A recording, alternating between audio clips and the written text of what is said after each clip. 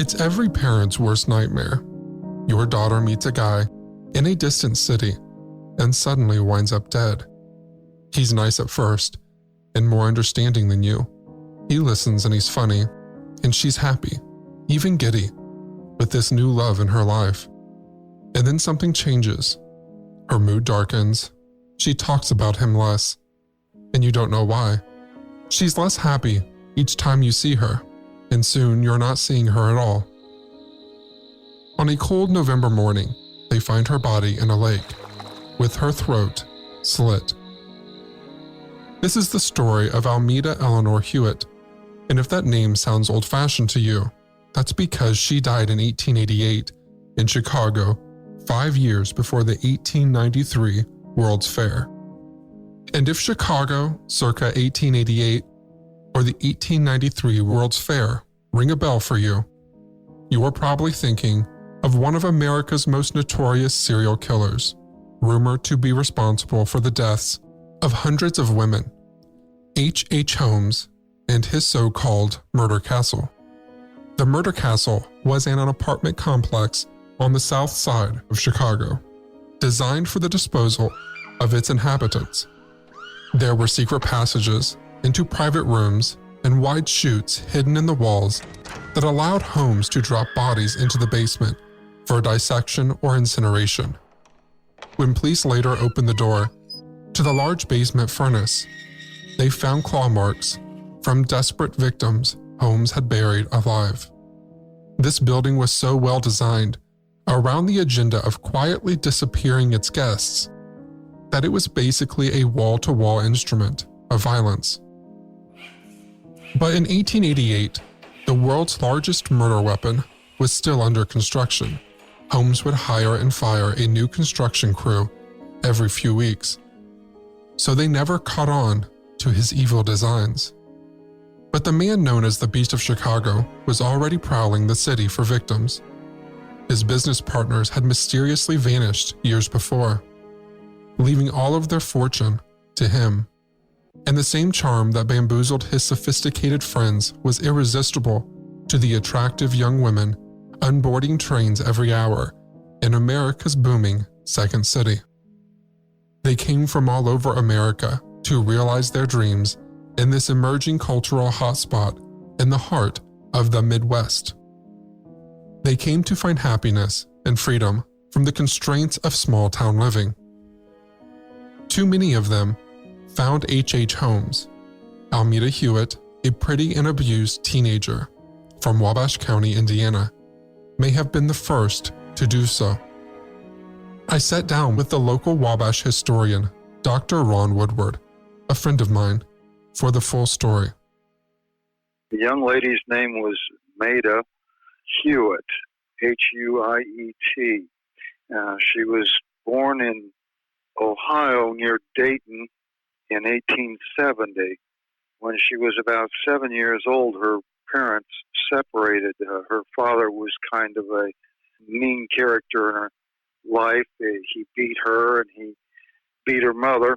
Anyway, they separated, and she stayed with her mother for, maybe about 6 months. And then her father kidnapped her, took her to a train down in Miamisburg in Ohio, and came to Somerset, Indiana, here in Wabash County. At Somerset, he had relatives, and Maida lived with her grandmother for a while. While she was there, her dad frequently beat her just out of spite or just as he felt like doing so. He often was reported as having struck her on the back with a stick of wood, which later on in life affected her both mentally and physically. Her father remarried. He told everybody that his first wife had died, so he went ahead and remarried. And he threatened Maida that if she ever told that story, that she was alive, that he'd kill her. So she lived in fear. A lady by the name of Mrs. Turrow, who lived in Chicago, was visiting friends in Somerset, and she became interested in Maida, and she offered to take Maida back to Chicago with her when she went back home. And she did, and Maida lived there in Chicago for about a year, and she was very happy in the situation. She was about 14 years old at the time, and leaving Somerset, a town of maybe 500 people, and going to Chicago with its vast multitude of people was a big experience in her life. While she was there, she met a fellow by the name of H.N. Edwards. Now, there is such a person who existed as H.N. Edwards.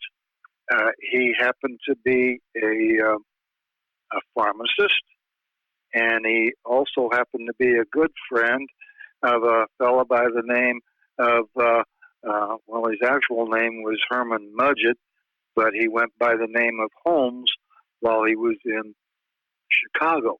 And the two actually knew each other. They were in the same business, and so forth. This H.N. Edwards was able to seduce her. I guess about the only way to say it. She would later tell friends that Edwards was his assumed name, made up, that he was wealthy, and that he owned 2 drugstores in both Chicago and St. Louis, and that he had promised to marry her, and he requested that if she ever wrote to him, that she write to this Mr. H.N. Edwards, care of E.L. Denning, with the Chicago Interior in Chicago, Illinois, and he'd pick up the letters. He wanted her to do that because he was supposedly married, and he didn't want his wife to know that. And but she did. When she later leaves Chicago and goes to Rowan to live, she writes to him constantly, and he writes back to her as this H.N. Edwards. And while she was going with him, she described him not only as being wealthy and owning these drugstores, but that he was a fine scholar, that he could speak at least 3 languages, if not more. She always wondered and expressed to her friends in Rowan, how could anyone be interested in little old me with all this knowledge? H.N. Edwards was an alias for Almeida's suitor, and there really was someone using the name H.N. Edwards in Chicago at the time, and he did own a drugstore, but this was not his real name. Meida's mystery man had borrowed the name of an associate as an alias for his relationship with an out-of-town girl. Any one of Almeida's Indiana friends would have called her Meida that tried to look up her big city boyfriend, would find him immediately, pretty much exactly as she described him, without coming any closer to his true identity. It's pretty brilliant when you think about it. As Dr. Woodward has mentioned, H.H. Holmes, the famed serial killer, had a drugstore in Chicago at this time, and he knew a man named Edwards through their common vocation. He spoke multiple languages and was known for his ability to charm young women. He was continually using aliases like Alexander Bond, and even the name Henry Howard Holmes was fake. As Woodward reminded us, his real name was Herman Mudgett. Holmes was actually younger than Meida described, but he was balding prematurely and looked much older than his years. His heavy mustache and bowler hat do sort of give him the appearance of a middle-aged man. You might take a moment and look up his mugshot to see what you think. Back to Woodward and the sad story of Meida Hewitt. The father got upset and went to Chicago and took his daughter Maida back to Somerset with him. He didn't like her living there. He wanted more control, and he wanted her money. She got a job in Rowan as a housekeeper, and while she was a housekeeper and making money, he would visit her on her paydays and take her money from her, and all she ever received in return were physical abuse and verbal abuse from him the whole time. So while she was living in Rowan, she decided she was going to return to Chicago and eventually marry this Mr. Edwards. Well, she hatched an idea and a plan and saved a little bit of money and set it back and caught the train out of Rowan and hooked up with another train that took her on into Chicago. She was there for about 6 months. She did reconnect with Mr. Edwards. He did pay a lot of attention to her, but they never got married. And evidently, she was tired of the life she was living or the promises she had been made not being fulfilled by Edwards. She committed suicide by cutting her throat. So many women would go to Chicago in those early days for jobs that if a girl went missing or died, the police didn't research it very much. Even if a family came to Chicago looking for a lost child or a relative, they couldn't hardly find them. It was so crowded, and people just disappeared. Women in particular, they went to Chicago to realize dreams of starting a new, fresh life in a new, different place. And when they got there, it oftentimes was different from what they expected. The brothels were full in Chicago, and young girls disappeared into them. Crime was rampant. A new young lady off the train was just such a common sight that nobody thought much about it. And she just disappears from the history of the area. The police didn't investigate. They just knew she was a suicide and had cut her throat. It was kind of suspicious, though, if you ask a police officer today, a person committing suicide doesn't often cut their throat. They'll cut their wrists or other parts. It's kind of hard to cut your own neck. So it was kind of suspicious what was happening. This was all in 1886. Her remains were identified, family was connected, and she lies buried in the Rowan Community Cemetery near Rowan to this very day. Mita came to the city of Chicago for the man she called H.N. Edwards, but that's not what the papers call him. Edwards comes forward at the time of her death to identify her, introducing himself to the Chicago police as one O.W. Arts.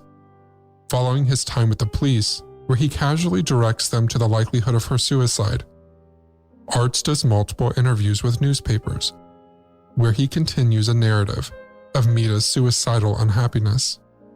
It's worth pausing here for a moment to note that there is no official record in Chicago in the 1880s of any man named O.W. Arts. In an interview with the Inter-Ocean newspaper on December 2, 1888, Arts tells reporters that he treated Mita as a brother treats a sister, and that she was romantically entangled with another man who was ultimately responsible for this tragedy. Arts points the finger at George W. Johnson, owner of the Clarion newspaper in Mita's hometown of Rowan, Indiana, suggesting George's refusal to leave his wife for Mita led her to despair. He says Mita's brain was turned and that she was temporarily insane at the time of her death. In his own words, I am under the impression that Mita was in love with the man Johnson, and as he is a married man, her case was hopeless. The trouble arising in her family was enough to turn any girl's brain, and I believe that while laboring under a fit of temporary insanity, she made away with herself. Whatever his intentions, O.W. Arts succeeds in convincing the CPD of Mita's suicide. When I reached out to the department for official documents regarding her death, I learned that there aren't any. The department was as helpful as they could have been. They searched every variation of the name Mita or Almeda, and even checked every record from the week of her death. The judgment of suicide preempted the need for any investigation, and Mita's case was quietly discarded. Her life is a sad story. She was, on her gravestone, it says she was 18 years, 1 month, and 13 days old. It was a short life. but not an unusual story, unfortunately, in those days. I asked Ron what he thinks of the potential connection with H.H. Holmes. He's also known by a nickname, if you will have. He's known as the Beast of Chicago. He arrived in Chicago in 1886. So he was there at the same time as Maida was there. Same time span completely. When, I'm going to call him Herman, when Herman Mudgett arrived in Chicago, he had had some medical experience, very little, but he'd had some. But he went into the drugstore business. Now, he was a very likable person, especially with young ladies. They found him very engaging and extremely attentive to their needs. And he went to work for a druggist in Chicago. Well, within a very short time, he was running the business, and the owners disappeared. And he began to do such a great business and attracting a large clientele of young ladies that he would pay attention to and satisfy their needs as far as various drugs that they could use from the drugstore, that his business continued to grow and he was able to expand, and he would later have another drugstore, not only in Chicago, but in St. Louis. So he had two stores. And he was known as a ladies' man, and a lot of young ladies did seem to disappear from his establishment. They would go in there and become very friendly with him, and he would be seen around town with them, going to dinner and to the theater and that kind of thing. And then they would just kind of seem to fall off the face of the earth. You wouldn't see them any longer. Could Maida have been one of those people? Now, he would seduce particularly wealthy women so that he could get a life insurance policy on them and then kill them. He began to raise enough money that he could expand his business in Chicago, and he bought a block across the street from him. And there he began to build a 3-story building, which he would have on the first floor his drugstore and rent out space to other small businesses.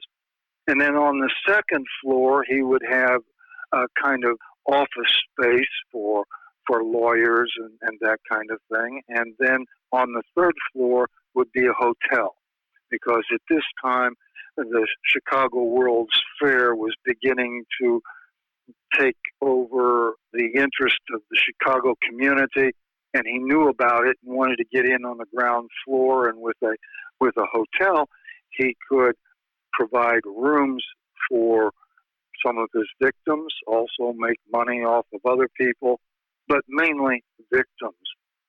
The hotel became known as the murder castle because of what went on there.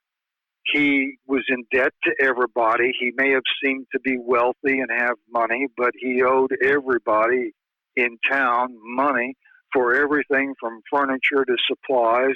He would rob Peter to pay Paul, and that was his life and his existence. In the hotel, when he began construction of it, he would use various different groups of architects and other people to construct the building. The contractors were given one design, and then they would be given another, and it became a puzzle in the hotel. Some of the rooms had doors that led to nothing. Then others, there were secret chutes where he could dispose of bodies down in the basement. In the basement, he had a vault where he could torture his victims and no one could hear. He had an extremely large furnace where he could dispose of bodies. He kept vats of acid where the bodies could be reduced to bones. He even took the bones, had them articulated, and then sold them to doctors or anyone who wanted to have a skeleton in their house. It was the kind of man he was. I think that Maida Hewitt stumbled into his path and became one of his numberless victims. We know that he did kill about 27 people. He even admitted to that when he was finally caught. But there are estimates that range as high as 200 people died at his hands. And hers is just one of those tragic stories that appeared in that community. We don't have any physical proof that Maida knew him, but there are some coincidences. For instance, the name H.N. Edwards is a bona fide name. He was a friend of Herman's. Did he use his name? Very possibly. We know that he used a lot of other monikers as well, so that's possible. The description, the assumed name, the description being wealthy, owning 2 drugstores, one in Chicago and St. Louis, that fits Mudgett as well. His demeanor, being able to entrance young ladies, fits the bill. The only difference there is that she said he was 55 years old. Well, he wasn't that old when he was in Chicago, maybe in his 30s, but he did wear a beard. And as you know, even today, a lot of young men will wear a beard so that they appear to be much older than what they are. We know that he was fluent in various languages. That fits the bill as well.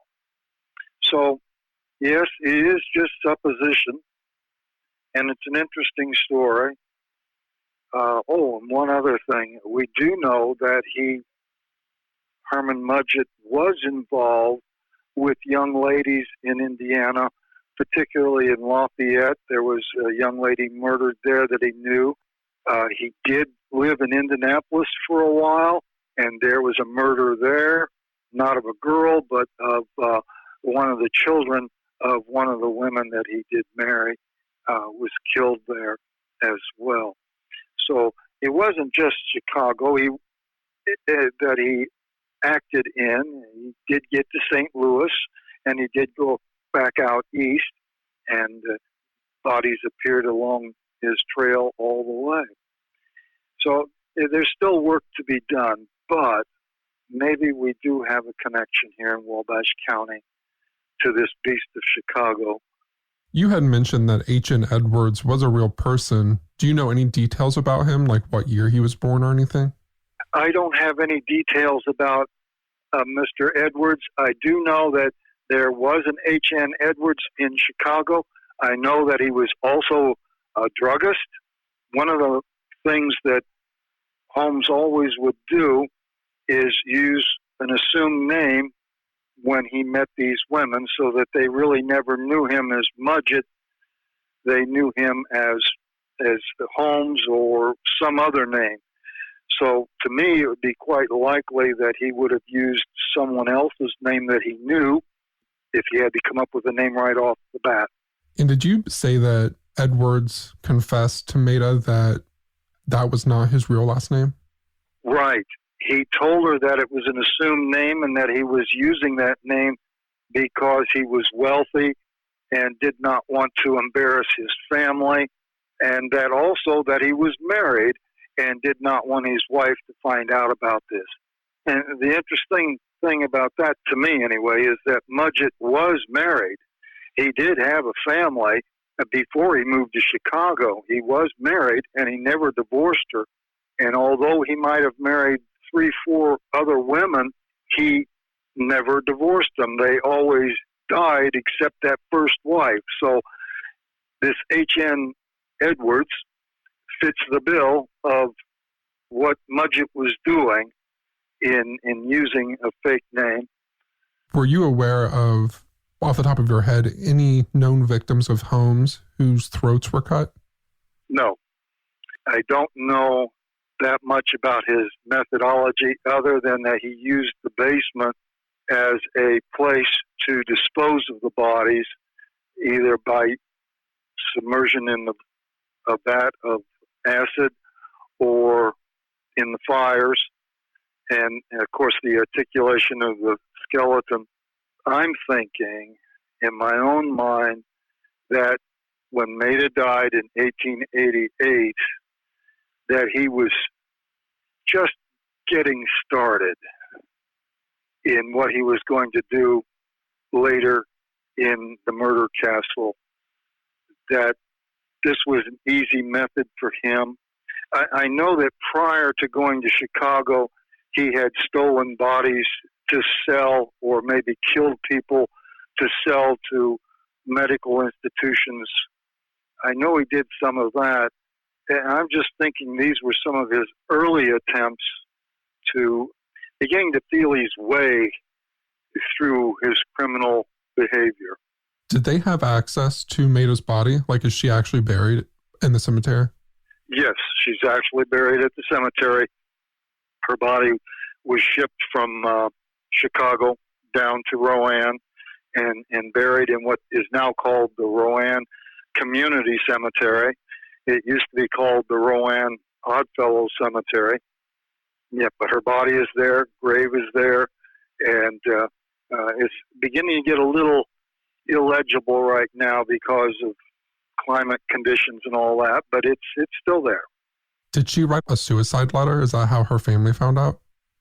I don't know how her family found out. Maybe she had something on her. I know she sent a lot of letters to Edwards/Mudgett in Chicago. They wrote letters back and forth constantly while she was living in Rowan.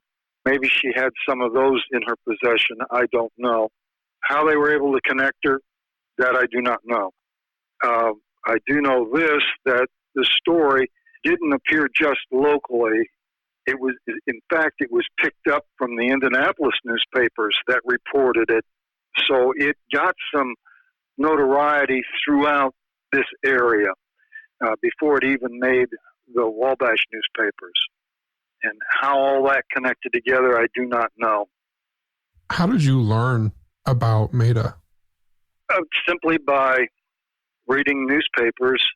I enjoy reading the early newspapers, and I happened to run into this account in a December issue of the Wabash Plain Dealer, and it was told from the viewpoint of one of her friends who lived in Rowan that stayed in touch with her and had confided in her that she was going to marry Edwards and get away from Rowan and Wabash County and live this fantastic life in Chicago with a rich man. And she was the one who was interviewed by the local paper and told her story or her version of Maida. And that's how I found out about it, just by going back to those early papers. They're just full of all kinds of tidbits, stories, accounts, legends of the community that these little newspapers were printed in. Just fantastic source of information for people to go to. You mentioned that they had interviewed Maida's friend. What did her friend feel happened to her? She didn't express that opinion. She just went along with what the police said, that it was a suicide. But again, it's awfully hard to commit suicide by cutting your throat. Got to be steady. You got to hold that knife just right, and you got to slice in deep enough to get the veins. It's just not your normal suicide method for young ladies in particular. So that's what leads me to wonder, did she meet Herman? Was she one of his first victims? Was he learning his craft at her expense? That's what I have to ask. Yeah, that's a good point. Not very often would you find someone commit suicide by slicing their throat. There's much easier ways to get that done. If you ask a police detective today who handles murders, he will tell you that that's not the normal way. So I think he was beginning to learn his craft. He was just experiencing what it felt like with that blood pouring out over his hands and the power of being able to take a life. Plus, it was ridding him of a problem. If he was courting hundreds of ladies at one time, and some of them could become difficult. No autopsy was performed, so we don't know if she was pregnant or not. But that's a definite possibility she could have confronted him with a unwanted child, and that was it. He'd had enough. When I said at the beginning of this episode that Mita's story was every parent's worst nightmare, I was referring to normal parents. That's not what Mita had. Her mom had turned to what she called a disreputable life, and her dad wouldn't even pick her body up at the train station when it was shipped back to Rowan for burial. The Indianapolis News covered Mita's funeral and referred to her father in the headline as an unnatural father. In the body of the article, it noted, Mita's father, whose house is 6 miles north of the city, refused to have anything to do with the funeral and did not appear to view the remains. He was utterly indifferent as to the fate of his daughter. At an early hour today, he disappeared, accompanied by his second wife, to avoid prosecution for bigamy. The tragedy has created a sensation at Rowan, where the dead girl had many friends. She was a general favorite. There's yet much mystery surrounding the case, which will be cleared up soon. The last part of that comment is especially stinging. Any thought that the mystery of Mita's death will be cleared up soon is about 135 years out of date. We still know so little, but due to some investigative work, I have a working theory. Here is what I think happened. I think H.H. Holmes arrived in Chicago in August of 1886 and met Mita at that time while using the name H.N. Edwards. Wanting to keep his identity secret and obsessed with aliases, he gave her the name of a fellow acquaintance. When Mita's dad takes her back to Indiana, she continues writing to Holmes. We know that she was exchanging letters with H.N. Edwards at a pace of about 4 letters a week. The year after Mita and Edwards met, 1887, Holmes begins the construction of his murder castle. By the time she dies in 1888, this building is not yet completed, which explains why she wouldn't have disappeared into its basement. When Mita returns to Chicago in 1888, Holmes, operating now under the assumed name of O.W. Arts, reconnects with her and finds her a job. 6 months later, her body is found in the lake. If he had dumped it anywhere else, in a street for example, police would have investigated as a matter of course. Drownings are accidents. Apparently, even when your throat is cut. I think it was telling that Arts was the only person suggesting anything about an affair with another man. By directing the cops to suicide, Arts headed off an investigation. By pointing the finger at another man, he may have been directing suspicion away from himself had police investigated the death as a murder. If she had been pregnant, as Ron suggested, an autopsy would have uncovered that. In the first place cops would look for her killer would be her married lover. By inventing an affair with George Johnson, Art would have been covering his bases. After speaking with Ron, I went looking for Mita's gravestone. It's within an hour from me, in her hometown of Rowan. Visiting Mita brought her tragic story home in a way I hadn't anticipated. I spent the afternoon clearing her stone for more than a century of neglect in order to bring her name back into the light of day. I spent much of that time trying to decipher the bottom inscription. Because it was closest to the ground, it was the dirtiest and most corroded. After about an hour of running my hands over the lettering and resorting to some purple crayon rubbings on a piece of white paper, I finally figured it out. It reads, Here lies a rose, a budding rose, blasted before her bloom, whose innocence did sweets disclose beyond that flower's perfume. Join me in part 2 to learn more about Almeda and how her death possibly connects to H.H. Holmes.